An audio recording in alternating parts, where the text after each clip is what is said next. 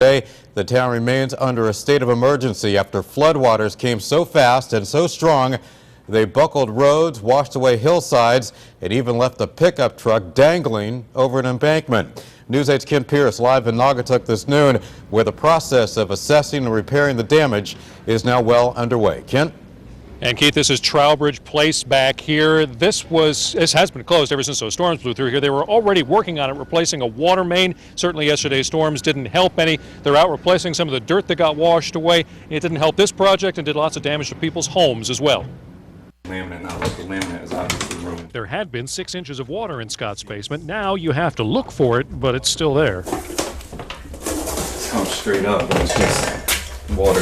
He's been here less than a year, and this finished basement was supposed to be the start of a home business. A daycare, and now it's going to be full of mold. I have a 7-month pregnant wife, and now we got to deal with mold. You can see the water line. He says the water came pouring through his yard like a river, and he blames nearby construction. Ironically, neighbors tell me part of that project involved new storm drains.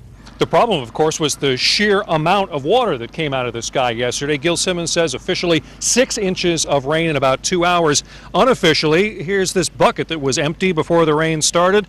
This morning, it's got more than 7 inches of rainwater inside. It was like a flood here. The water was covered, all the roads were covered, rocks all over, and it came through my front yard like a river. And eventually that river washed away the retaining wall that holds up her lawn.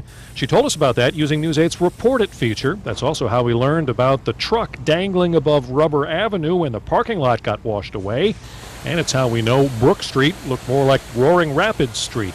That same brook leapt its banks, demolishing the parking lot of this apartment building and forcing everyone to evacuate who lives there. I was able to get into my apartment, get over a few things, but that was it. You're going to stay somewhere else? I went to Mom's house.